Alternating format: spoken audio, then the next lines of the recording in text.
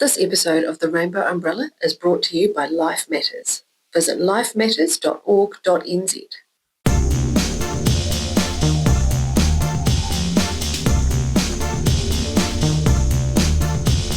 Kia ora, and welcome to The Rainbow Umbrella, the podcast where we talk about anything and everything under the rainbow.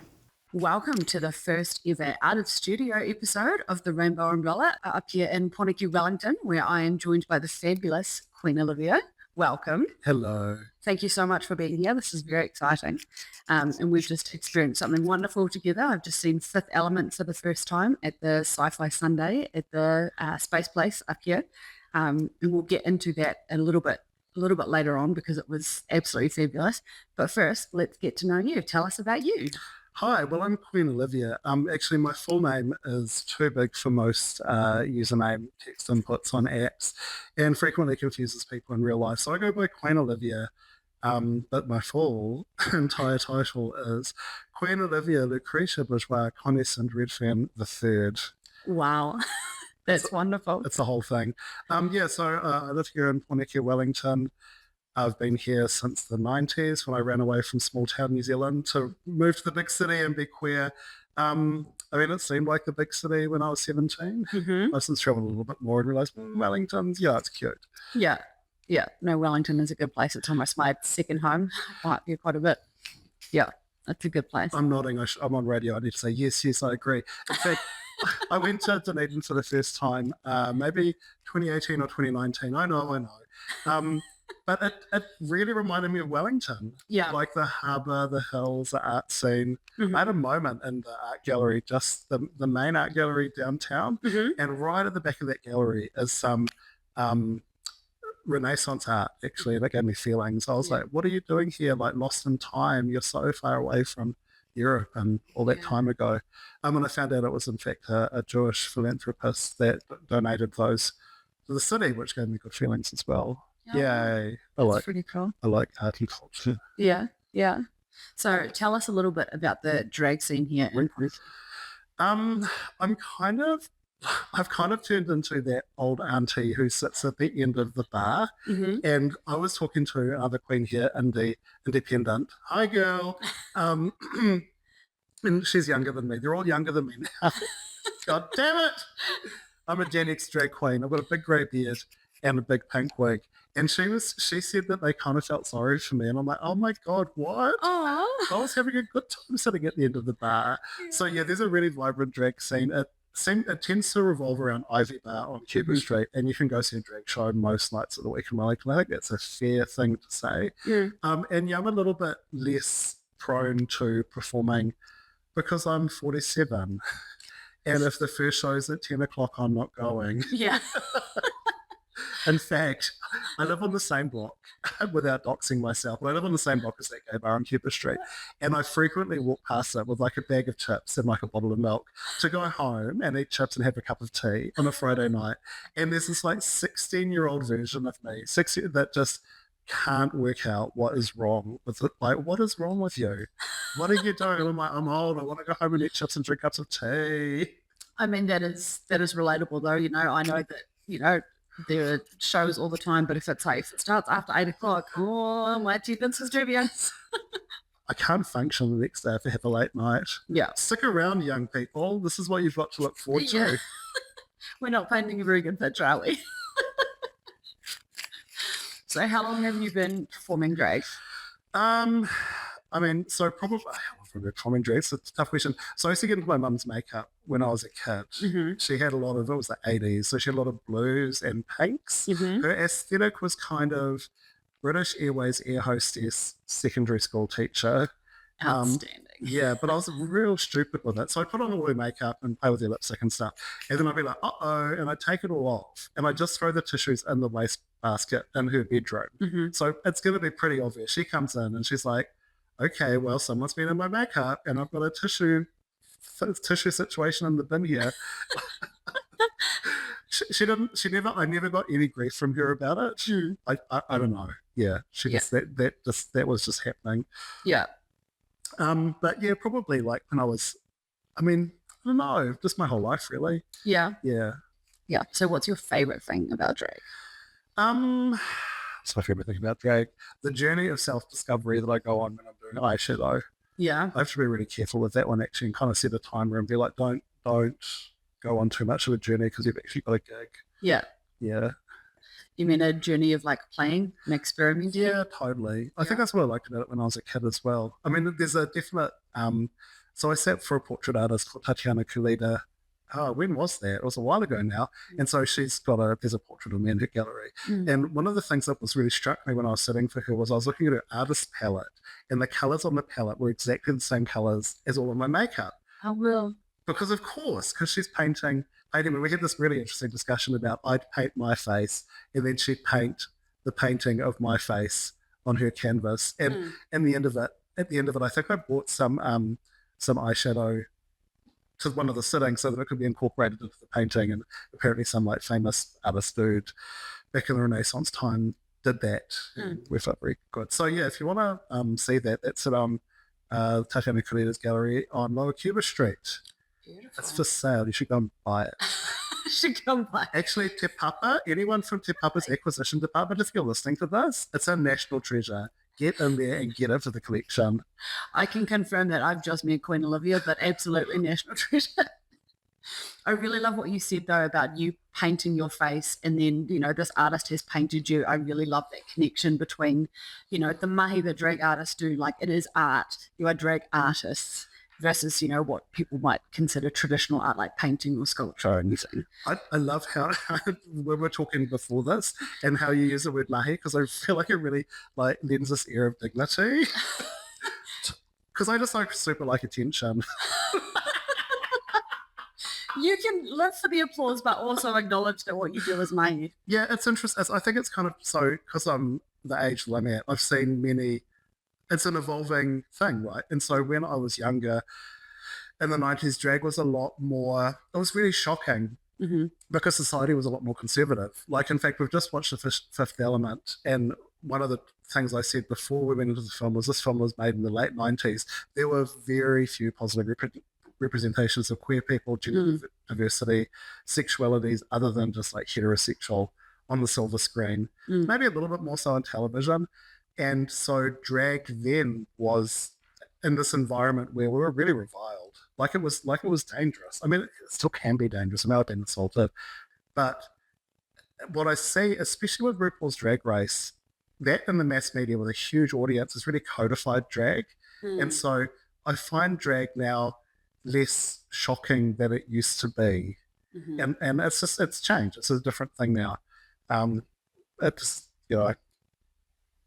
culture changes. Yeah. But for example, some of the drag shows I used to see in the 90s in nightclubs in Wellington were not streamed anywhere or videotaped anywhere. So it was really a very private thing. And some of the things were outrageous. Like it was, kind of designed to shock. And in fact, without kind of going over shocking things I saw in Wellington, because I don't know who the audience of this is, but some of them were like the police shut the party down level shocking. But we can talk about John Waters and Divine, who's a big inspiration. And so one of the films, I think it was, if people haven't seen the 1970s John Waters films, go do yourself a favor and go and see them. But there's one, I think it's not Female Trouble, it's Pink Flamingos. And at the end of it, Divine, this drag queen, eats a dog shit. She eats it up, and it's a real poo. Wow. And it's like, but that's my point. Like, it used to be a really shocking, and part of the thing with drag was to be as outrageous. I mean, there were many kind of facets to it, but one of the facets that I was drawn to was being outrageous, really pushing the envelope with what's appropriate, then shocking. And that's changed. And now you're talking about, and like, it's great to hear, it's mahi, it's art, and it's kind of become codified, right? It's not about shocking, it's about this kind of set of ways of makeup and costume that people read as drag now. And so I was, who's the Brat Summer girl? Who is that now? Charlie, it's Yeah. I'm old. Right, and then there's like that other one who's really similar to that. Okay. Oh my God, I'm so old. Anyway, there's some like contemporary singer whose name escapes me. She's had like a billion streams on like Spotify. So her aesthetic, she says, is informed by drag queens. And I don't think... Oh, Triple Run. There we go. Thank you, Chappell Roan. So Chappell Roan's on... So she's informed by drag queens. Now, I don't find Chappell Roan particularly shocking or eating a dog poo. Yeah. But there's definitely a codified aesthetic of drag that we all understand in the West as a thing now. And so that's what's changed over my life. Yeah. It's become more acceptable and it's kind of settled into itself. And in the same way that like symphonies, God, I'm just talking and talking. I'm an easy interview. In the same way that like, you know, there's kind of an idea of there's a symphony and people can write a symphony and we kind of know what that form is. I feel like that's kind of what's in 2024, there's kind of an understanding of what drag is. And it's definitely over the top. And it's a little shocking, but not like it used to be. Yeah, and there's a thread that I want to pull on there with the codification of drag, and you know, everyone has this assumed image that drag presents. But I really liked your point about shocking because obviously I haven't seen the drag that you were talking about, you know, in the late 90s sort of thing. But I actually went to the anti-pageant last night, and that I would describe it as goth drag. Like, you know, it's horror, it's gore, it's designed to be shocking, and it was beautiful.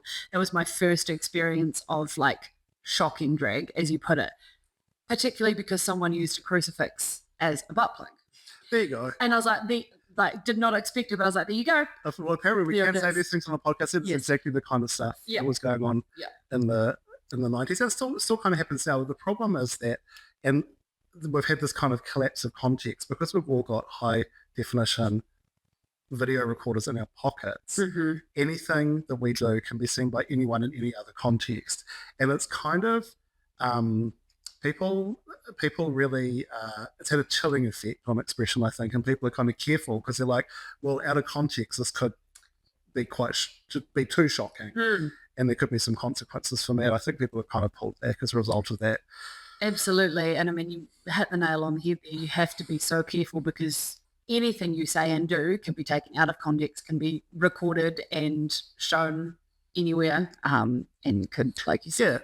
Well, and also, like, some of the more salacious things, like, maybe teenagers definitely shouldn't see that. Yeah. But they can now if you post it on TikTok, right? And so it's kind of, it's not just a concern about kind of cancel culture, but it's a concern of, like, completely the wrong people might be saying this to their detriment, and there's just no control over that anymore. Yeah, absolutely. I want to go back to the codification of drag, and you mentioned RuPaul's Drag Race. Like, I'm a big fan of RuPaul's Drag Race and programs like We're Here and stuff, but obviously there's high production value in those, so you don't actually see what happens behind the curtain. You know, you get a little bit of drama because that's fun for the TV show, but it's like you're not getting to see everything that goes into drag.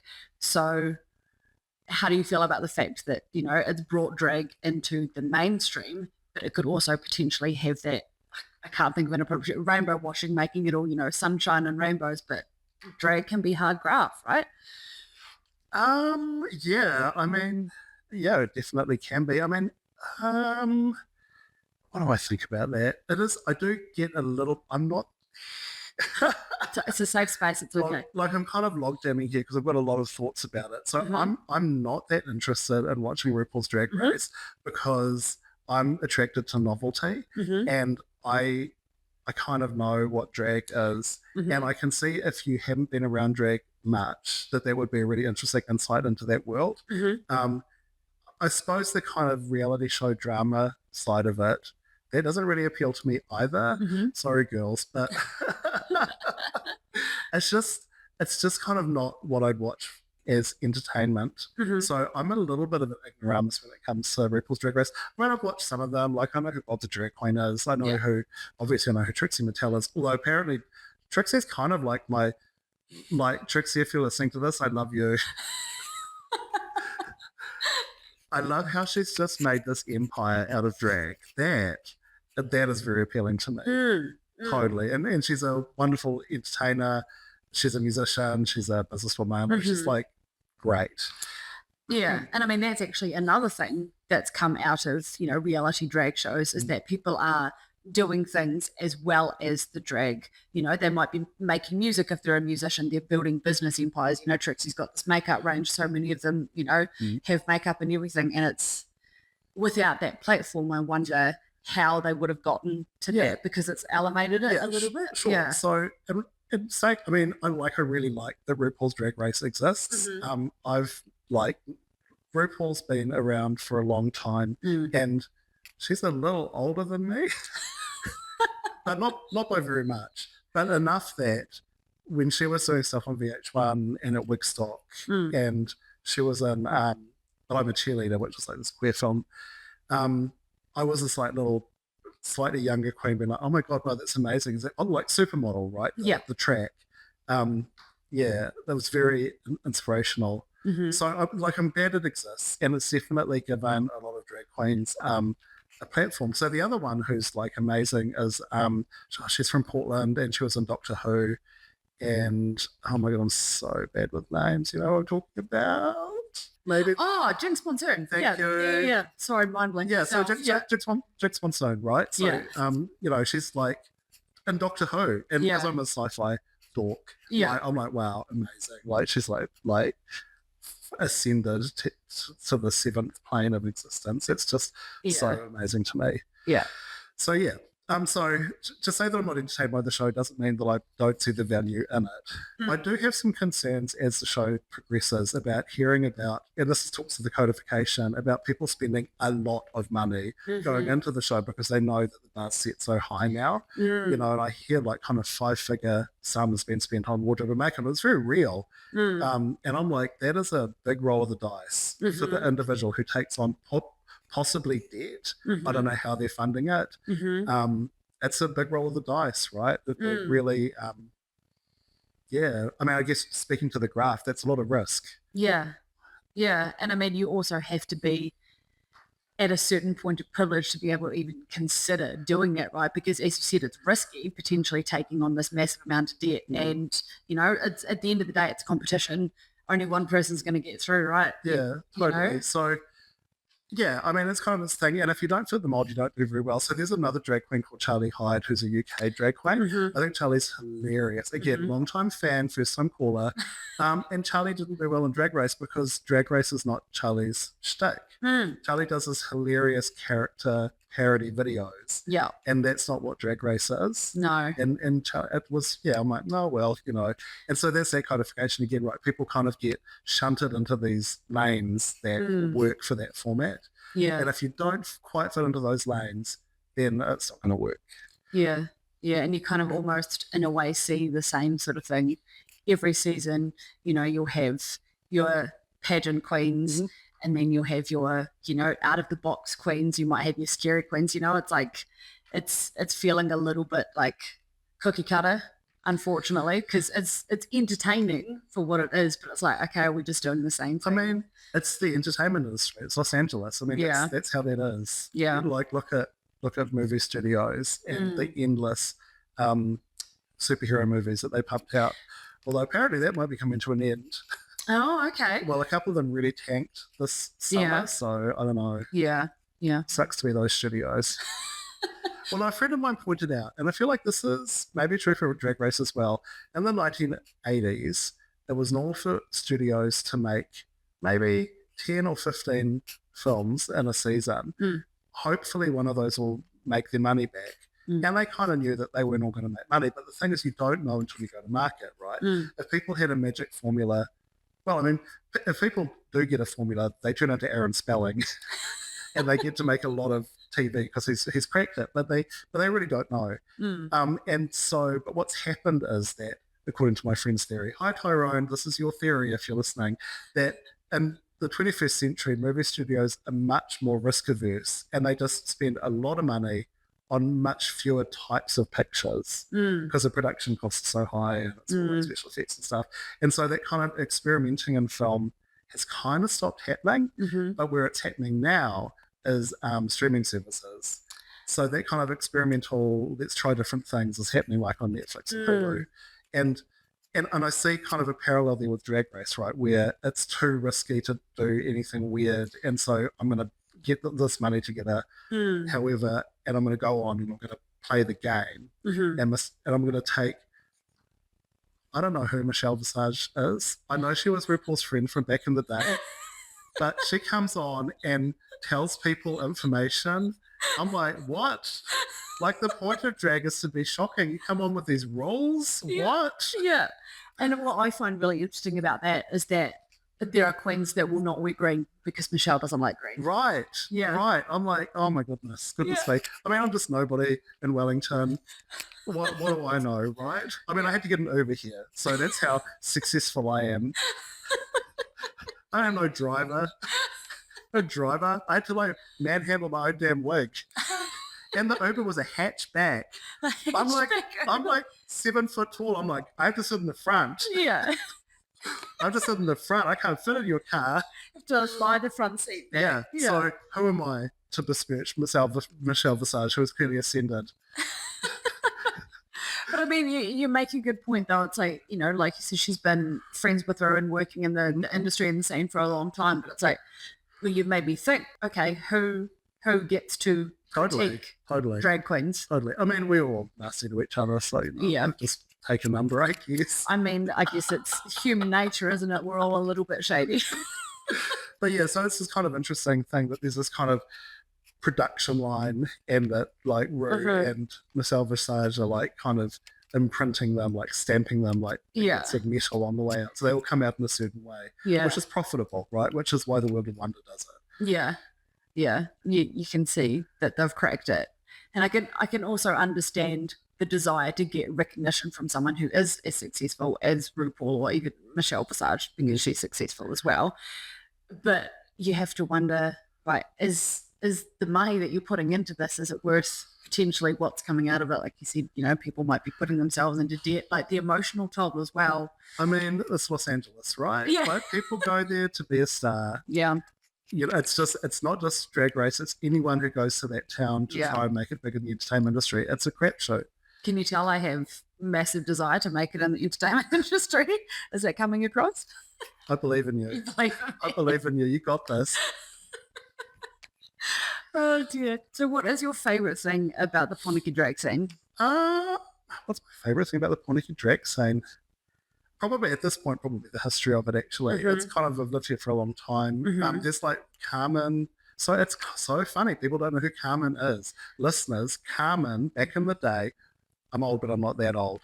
Actually, there's this one lady, she's like, I don't know, she's like a street lady. She's on the street a lot. What I notice when I'm in drag is that people who are kind of, I call them the screamers, which is really unkind.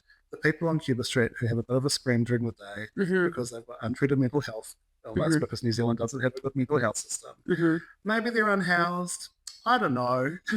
But when I'm in drag, they want to come and have a chat with me. And I'm like, oh yeah, okay, cool. We're all in this crazy world together. And I'm like, never mean to them, because I'm like, I look at how I'm dressed. I'm not going to judge you. Yeah. Him. Yeah. It even happened. I was in Pasadena, California earlier this year, and this lady came up to me, and she looked like she'd been smoking crack and stuff. And I'm like, I'm not going to be mean to you. Yeah. I just have a chat. She wanted to come to the thing with us. So I'm like, girl, have you got a ticket? She's got no ticket. I'm like, well, you can't come in. Yeah. I was just for a matter of fact. So anyway, I'm getting to a point here. So there's this one lady, and she always comes up to me, and she's like, I remember you. You used to work at Purple Onion with Carmen. I'm like, I am not 67 years old.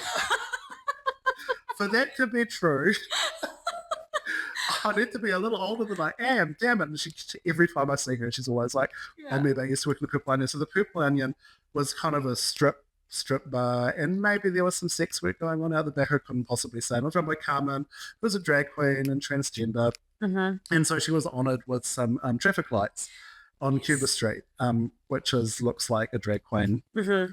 But people don't know. My barber didn't know about this. My barber's a young man in his 20s. We need to educate the children. Yeah, I was getting my womanly whiskers trimmed, and I was like, yeah, that's Carmen. So Carmen, also another one is Gareth Farr, who's a notable New Zealand composer who went to New York and developed this character called Lilith Lacroix, who did drum drag, who I saw perform in Te Papa one time, and it's this kind of percussive classical music drag thing. Neil Holt, who was an amazing drag artist during the kind of club kid times, he had strong Lee Bowery energy. I don't know if you know about Lee bar-y, but it was that kind of crazy 90s club kid stuff. So that's kind of the thing with me with Wellington. I've got like I'm Gen X. I've been here for a long time. It's kind of the history of kind of the scene. Yeah, Yeah. that's what I like about it.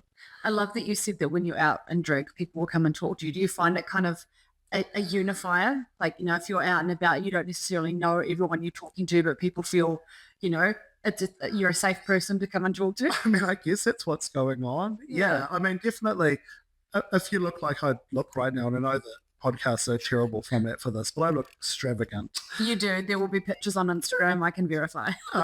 And so I'm obviously cruising for attention. So I can't act all surprised when people are giving me a ton of attention. I'm like, oh, little old me. Yeah, you 7 foot tall with a big pink wig and like that eye makeup. Yeah, it is. I mean, I think that's one of the things I like about drag as well. There is kind of an aspect of just kind of stepping outside of what's normal. Yeah. Yeah, I like that. Yeah, pushing the boundaries and So one of the interesting things I find is that people, I don't particularly feel like I have an alter ego because I've heard people. Maybe people don't say this as much anymore. Actually, this is the thing I used to hear back in the day where people like, when I put on my outfit, I feel like I've changed. I'm like this different person. I've never felt that. But what I do notice is the world reacts to me really differently when I present in this way. And from the cave of my consciousness, I'm still the same soul. Yeah. The world's reacting to me really differently. Yeah. It's fascinating to me because I think people just really focus. They forget that every experience they're having with another individual is actually a two-way experience, and they are as much of that as the person experiencing it. So even though I'm in all of this drag, everyone else is having all these reactions to it. Yeah. And that's their reaction. You know? It's just interesting. Yeah, I mean, that highlights the point is that you could be dressed however, but you don't see you because you are living as you, but everyone will take in however you're presented. Totally.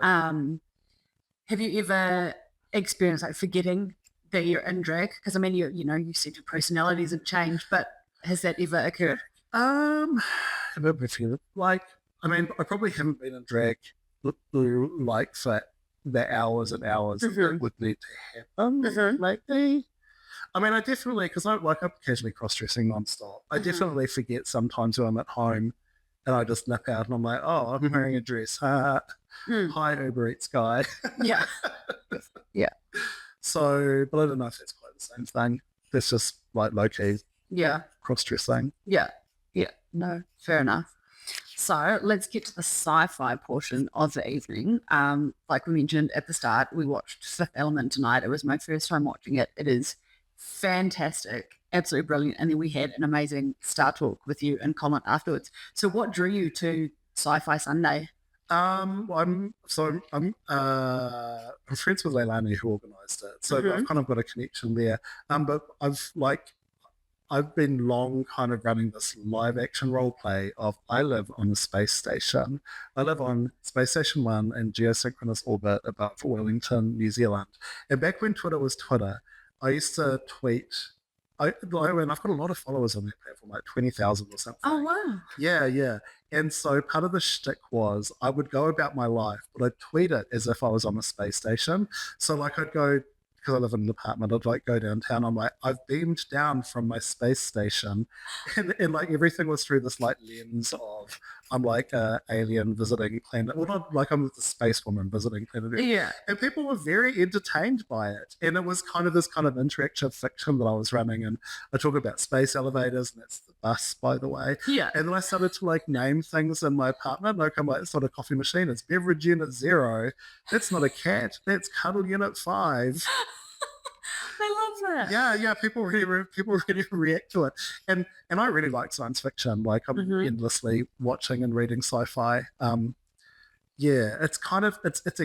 So anyway, so that's me in science fiction, and so I love. So this used to be called the Carter Observatory for Wellingtonians who are wondering what's the space base. It used to be the Carter Observatory. We're in the Botanic Gardens, which is on a hill above the city. And on this hill is an old building, and it's got, I think, had a telescope in it at some stage. And there's also a planetarium in it, which is a device where They can project onto a domed ceiling the night sky, and it feels very immersive. Mm-hmm. It's like this amazing kind of HD TV experience. But what you can also project into a planetarium is a movie. Mm-hmm. So we all sat in the planetarium together and watched The Fifth Element, which is, it's spacey sci-fi. Camp as hell. It's extremely camp. So John Paul Gaultier did the costumes. Yes. So it just looked a treat. I was saying before, one of the interesting things to think about for me is that it's not like one of those like Star Wars things where it's like the good guys versus the evil empire. It's not that kind of setup. It's kind of like humanity and all of life versus this like anti-life force. And I was kind of thinking about this in terms of, because I think I'm dead clever. So it was made in the late 90s.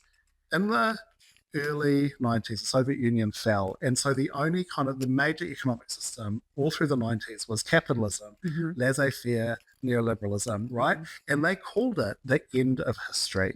People really thought that this is it. It's going to capitalism till the end of time. We've cracked it. This is what it's going to be for humanity. And watching this film really reminded me of that because there was no internal conflict within human world, and this kind of existential threat was like completely from outside. Plus, it was dripping with consumerism. Girl, did you see how many products and little machines? You press a button, you get your things over and over and over again. Yeah, it was wild. Yeah, and what none of us knew was that in 2001, the World Trade Centers would be attacked, and that was history started again. Yeah, and we all got a bit of a shock. Yeah, but reminded that actually it just wasn't just this. Yeah. So yeah, it was very, very interesting for me to have these high-floating thoughts with myself. It also made me think a little bit of the Disney Pixar film WALL-E. Oh, huh. Because they're on a ship. So, like, the holiday ship that they're on in this film, that's obviously their holiday destination. It's not they're trying to escape this planet that destroyed, but that's what it made me think of. I don't know if you've seen WALL-E. I have not seen WALL-E. Okay, so essentially the premise of the story is humans get on the ship. They live on the ship because they've destroyed the Earth. Whoops. Yeah. And so they live on the ship until Earth is safe to inhabit again. And they end up just stuck in these chairs. They live their life in these chairs. They can push a button, get whatever they want. They're just living their life on the ship. And that's what this film made me think of. I was like, okay, Fifth Element came first, but WALL-E was obviously influenced by this. Yeah. And you talked before about queer representation on screen. Ruby Rhodes, unbelievable. Like, I knew nothing about this film coming in. Seeing Chris Tucker do that, I was like, you've just redeemed yourself for Rush Hour, because those have not aged well. I don't know if you've seen those. Back in the day. Yeah, don't watch them again. They've not aged well. But, like, I know that this came first, but in my eyes, I'm like, you've redeemed yourself, because that was fantastic. Like, it's maybe important to remember that even though things seem quite bleak at the moment, because there are some, existential threats, Donald Trump. He won't be listening. It's safe. Like, if America goes down, they're taking us with them. Let's be clear. Like, I mean, I know New Zealanders hate on America, but we can't get enough of their culture. Yeah. Who do you think's making Netflix and all those films and everything? So anyway, it's a complicated situation. But in terms of queer representation in the media, it's never been better in my life. Back in the 90s, everything was coded, right? So you couldn't just have like a great, fabulous gender variant character. I mean, so the ones that I kind of talked about at the beginning of the film was like Silence of the Lambs with Jodie Foster, who actually has since come out in that weird speech. But the bad guy was kind of a bad trans woman, cross-dresser, drag queen. What's that? Like, it's very negative. And it's just scary because cross-dressing's scary, right? How do we make this scarier? It's fucking hateful. And then I was thinking about lesbian representation. I'm like, well, kind of Basic Instinct with Sharon Stone. Was she bisexual in that film? I can't remember, but she was definitely a dangerous queer woman, right? Like, and then a lot of gay men in films in the 90s were busy having a horrible time dying of AIDS. And not to say that those stories shouldn't be told, but the point I'm making is that there's not a lot of hope for young people in that constellation of characters and storylines. And so a film like this, although it's not like explicitly queer, it was really coded. Like, with Ruby Rod, was very flamboyant over the top. does perform what we assume to be cunnilingus on an air hostess on takeoff. So we're like, well, I guess he's bi. I don't know. Yeah. And also all of the costuming by Gautier was amazing as well, but it was just kind of not a great decade for representation. And now it's like from my Gen X perspective, what young people have access to, just like on a streaming service, positive, wholesome representation. Like that show Sex Education with Gillian Anderson. I'm like, I could cry if that had been available when I was a young person. Anyway, get off my lawn, kids. You make yourself sound like such a crotchety woman, and that's not my experience. No, I'm like living to be in my I'm just like I just want to be like a cranky old grandma. Yeah. I'm longing for it. I'm like 20 years off that. I'm like soon. Yeah. Soon. It's interesting that you say that, because I've had kōrero with my friends who are, we're in our 30s. I've got friends that are only just in their 30s, and we're like, yeah, we will be the grumpy old ones sitting on the lawn like, stop it, you kids. Why does it seem to be the goal of this generation? Tell me I'm wrong. I mean, I don't know. Maybe, I watch a lot of older ones. I just like, yeah. I mean, they do seem pretty fabulous. I can't say I've ever seen Golden Girls, but I'm aware of, I know the face. I'm a bad person. So big, right? They are so big. I know that's hard. I mean, there's like a lot of media, right? I mean, I happened to be alive when it was on TV the first time round. Yeah. And then I actually fall asleep to it a lot. If I can't sleep, I put an episode of The Golden Girls on, just with like a timer to turn it off after an hour. Yes. But no, I feel so soothed. Yeah, that's wholesome. Yeah. That is very wholesome. Yeah, because we were talking earlier about, something starts late. So no, that's not happening. I need to be in bed by... if it starts at 8:30, well, you might not get me there. That's too late. I can stay up. I can drink a coffee. I can have a Red Bull, whatever. But the fact is, the next day is just going to be excruciating. So the payoff for me to have that experience has to be pretty high. It's yeah. That's fair.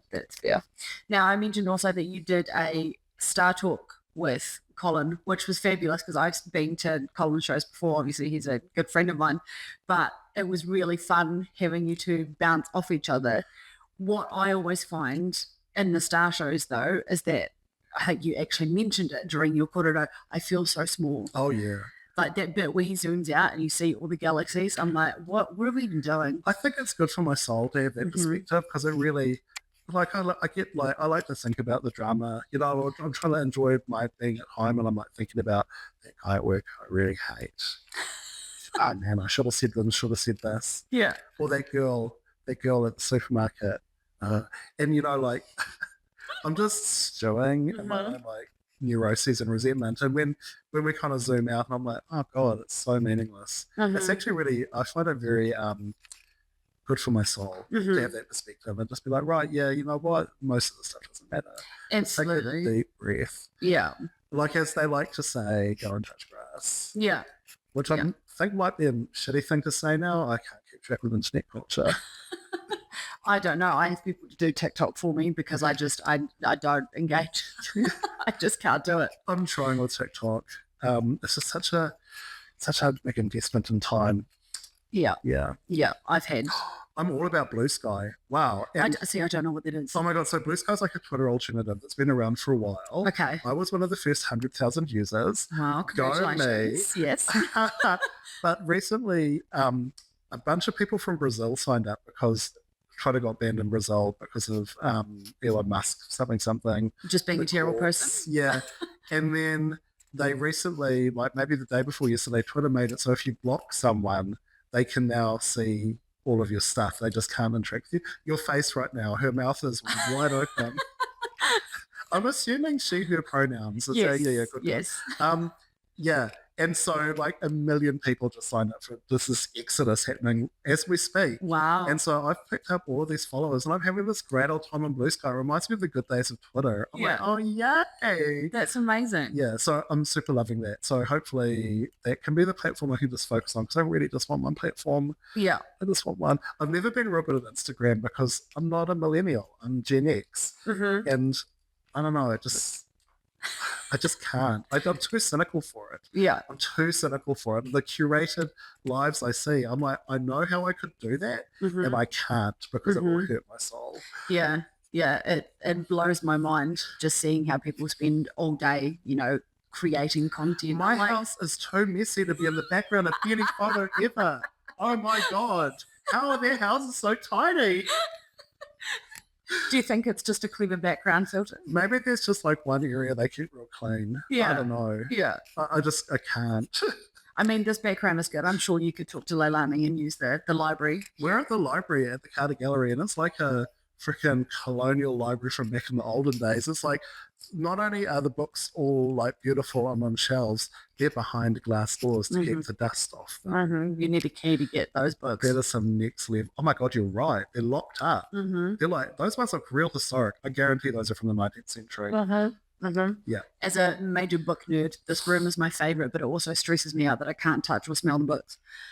I mean, we could just try the cupboards later. They might not all be locked. There's only one way to find out. Do you think there's an alarm? I was just going to say, if an alarm goes off, it wasn't us, right?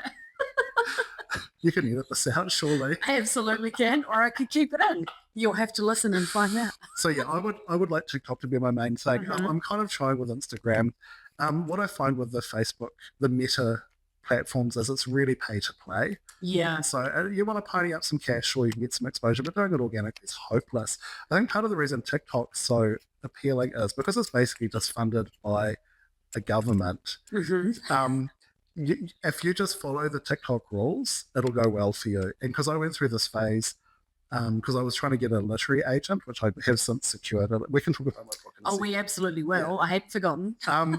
And so I played by the rules, right? Like I'd set aside my Sunday, I'd record a bunch of video, I'd post video every day, and I started to get rewarded by the algorithm. And one of my videos now has 1.7 million views. Wow. And it's kind of that simple with TikTok. Yeah. Because it's not pay to play. Yeah. Like the amount of effort involved in that is like maybe a little bit more, I don't know. But I mean, it's like I said before, and you kind of didn't necessarily gel with the idea, but it's mahi, right? Yeah, it's work. Damn. Yeah. Yeah. Yeah. Because the other thing is I'm a writer, and so I actually prefer the kind of text-based world of what used to be Twitter and now Blue Sky, where it's writing. And so my whole shtick about Space Station 1 and Cuddle Unit 5 and none of that works in Instagram because I don't have the skills or the ability to make all of these fantastical things as images, but I can tell a story. And so that's why the text-based ones have always kind of been better for me. Yeah. About those words. Speaking of telling stories, I believe congratulations is in order. Ms. Published author. Yes, indeed. Yes, tell us about the book. So it's called The Cat Operator's Manual, and you can find out about it. What a tease. If you search The Cat Operator's Manual on Amazon, because it's available for pre-order. Oh, wonderful. When does it actually come out? So it comes out March 2025. And so it's published by Chronicle Books in San Francisco, which is kind of magical. So Chronicle Books is America's largest independent bookseller. They're a spin-off of the San Francisco Chronicle newspaper. Oh, no way. Yeah, and it spun off this gift book business about 20 years ago. And so it's its own thing now. And so I was in San Francisco for September, and I went over in drag to Chronicle Books, met my editor, because we'd only done Zoom calls with each other, because obviously based in New Zealand. And so I met my editor in the flesh, and then we filmed a bunch of short form video to promote the book closer to the launch date. Cool. And I lived my dream. I'm like, oh my God, I'm in San Francisco in drag at this publisher. It's amazing. So I had a real moment with myself. I didn't get a huge amount of media off the back of that. But yeah, and then I went back to my hotel. Oh my God. And the concierge of the hotel was incredible. So I came in and she didn't recognize me because I'm in drag. And I'm like, no. She's trying to check me. And I'm like, no, I'm Conrad from 206. She's like, oh, Conrad. Conrad's my government name. And then she told me the story about, what was his name? So there used to be a gay bar in where the hotel is. And she'd grown up in Sausalito where I was staying. And she was telling me about Guido, who was the owner of the gay bar, who was a cross-dresser and had passed away, but apparently she felt his spirit in the hotel and she felt the presence a lot. And then her friend came and they did like a clearing, and so Guido's spirit was not in the hotel anymore. But when I came in, she really felt the presence of Guido. Oh, And I was like, this is amazing. wow. That's so beautiful. Yeah. What a moment. Yeah. And then I just went up to my room and collapsed because I was freaking exhausted. Yeah. Wow. I imagine you'll get a decent reception here in Pōneke though. When are you doing any sort of launch? Hi, if anyone's here from Unity Books, who do I email? I haven't. It's on my to-do list. So yeah. So I mean, I guess I'm gonna wanna be at Unity Books.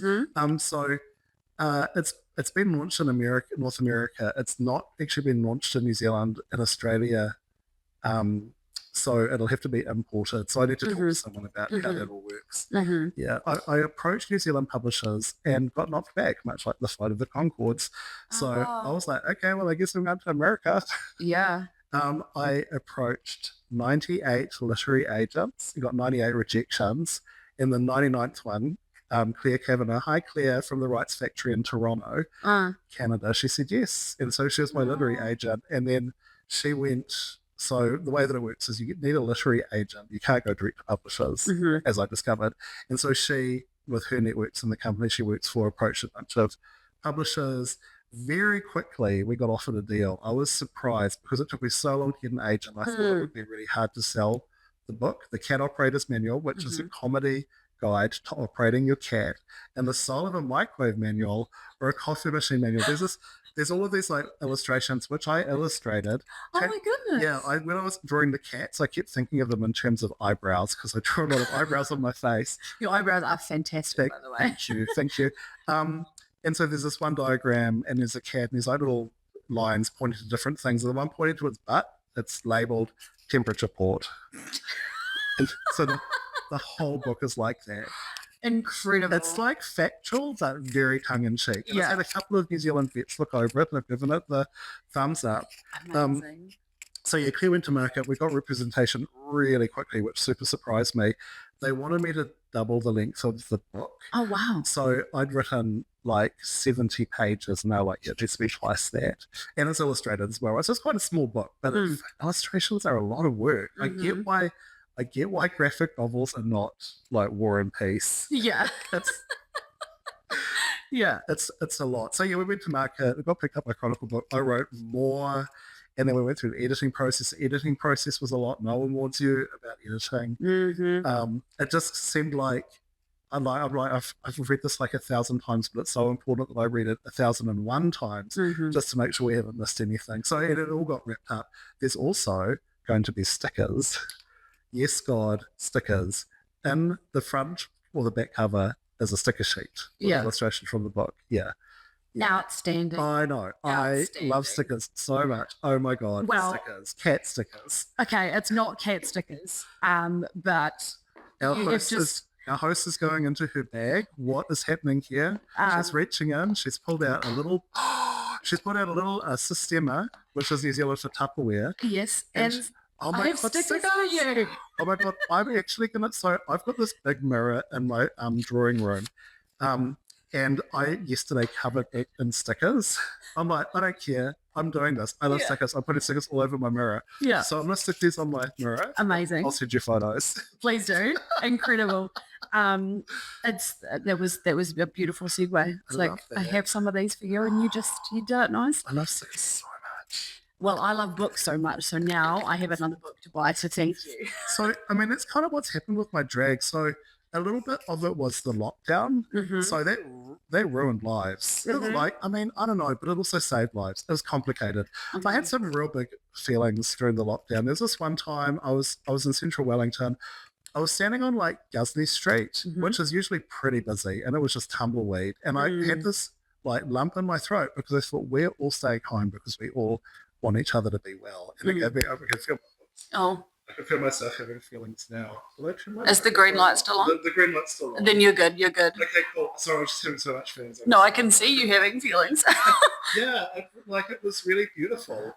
but also kind of like so Felicity Frappuccino, who is we go way back. She's based in Australia. She actually moved back to Otaki because she wasn't getting any work in Australia, and like so she's back in Australia and everything's going great. Mm-hmm. But so I was like, okay, well, I guess I'm not doing any gigs. I need to just focus on this book because the book's been going since 2019, Right. and I kind of forced myself not to do drag until the book was finished because I've got a day job, and if I do drag, that's it for the weekend. Like, there's no other creative output, and so I kind of barred myself from doing drag, and I just didn't do drag for a couple of years when I got it finished, with the exception of Rainbow Story Times, which gets a pass. So I've gone and read to the kids at City Gallery, at the Kilburnie Library, all over the place. Love that gig. But just that's it. Yeah. Yeah. And so now that the book's done, I'm like, this one here. Yeah. Like, okay, we can do our performance stuff again now that other project's finished. It's kind of a depressing thing of not just depressing, but just kind of a reality of life where there's only so many hours in the week. Yeah. And I had to have a strategy and do it, and not do it with stimulants and burn myself out like I've done before. Well, I'm very pleased that all that paid off because you wouldn't be here otherwise, and I'm extremely grateful. And the book's published under my drag name as well, by the way. Is it? 100%.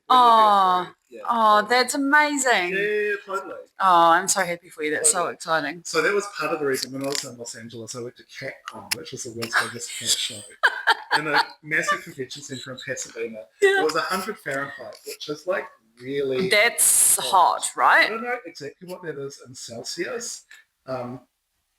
Is it? Yeah, let's... Hey Siri, what's 100 Fahrenheit in Celsius? That would be 37.78 degrees Celsius. Yeah, 37 degrees. Yuck. I'm walking around this way.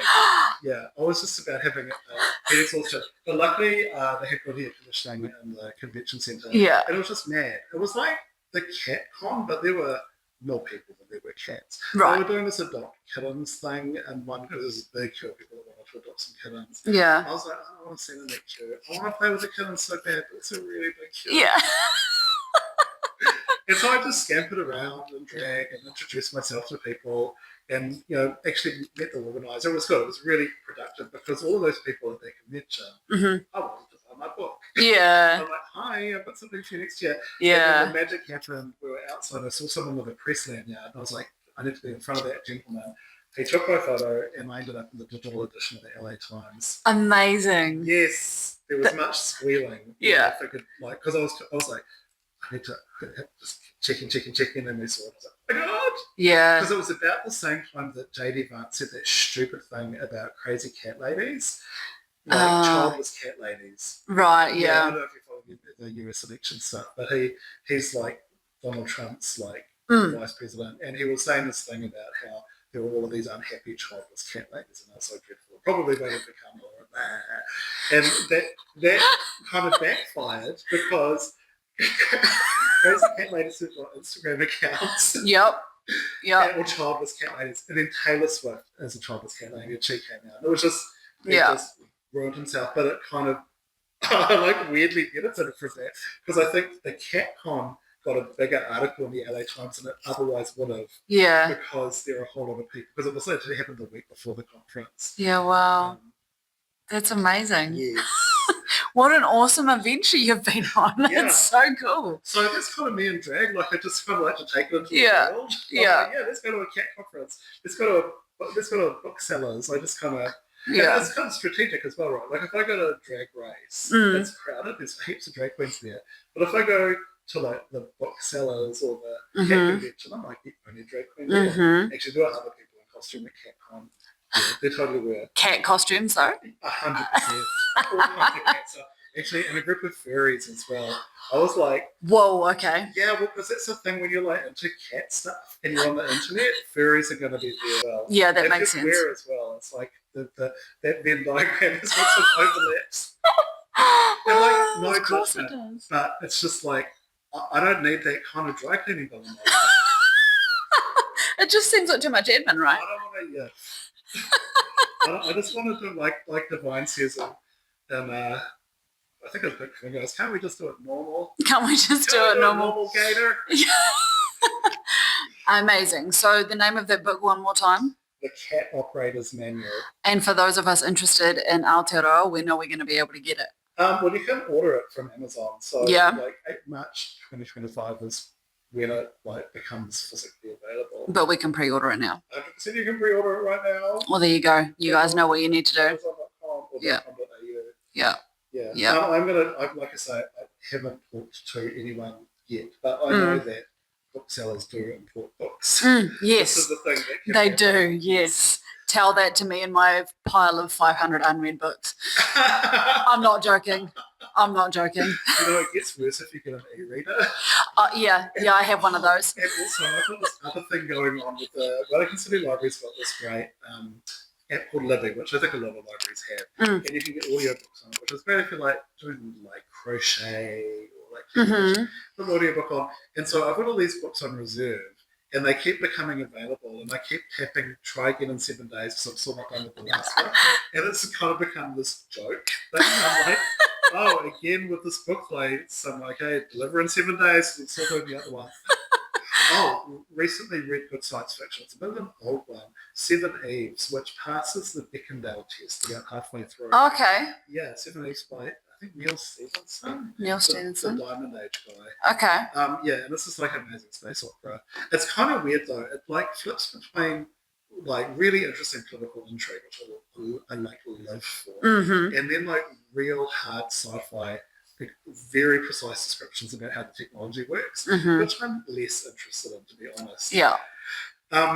So I was kind of it's an interesting kind of stop-start thing with me. Amazing. You should read that. Anyway, it's a big long book. I listened to it on flight. Yeah. I was on a plane for a long time. Yeah. I mean, another thing you could do if you are crocheting or on a long flight is listen to this episode of the podcast. Yes, Let's get meta on it. On Apple Podcasts. In fact, if you're on Apple Podcasts right now, why don't you go in and just leave a little rating? That super helps. Yeah, Spotify too, YouTube as well. Yeah. There you go, leave a rating, 5 stars. Do you know what I get out of any rideshare, Uber or Lyft? I always say, thank you very much, 5 stars, because I hope they'll give me 5 stars. Yeah. I'm going to give me 5 stars. Yeah. I hate that I can be rated as a customer. Okay, well, I was just going to say, Queen Olivia, I will absolutely give you 5 stars. Thank you so much for our wonderful kōrero. This has been amazing. I can't believe it's been almost an hour. It feels like 5 minutes. I can talk. No, I'm here for it. I'm here for it. We could do 2 hours if we had the time. I want my own radio show. I can just talk. I should get on like community radio. Oh my god, I've got too many projects I want to do. Oh. It's all right. I can relate to that. Sleepers for the week. That's what I say about jet lag. I'm like, jet lag's for the week. Spend the times on your own. Amazing. Hey, thank you so much for being here today. Oh, thank you. It was delightful. The Rainbow Umbrella theme song is by Paul S. Allen and Beth. Check them out on Spotify. New episodes of The Rainbow Umbrella are available every 4th Thursday on Otago Access Radio 105.4 FM on Spotify, Apple Podcasts, or wherever you like to get your podcasts. Do you have an idea for an episode or something you would like to kōrero about? Get in touch at rainbowumbrellapod@gmail.com.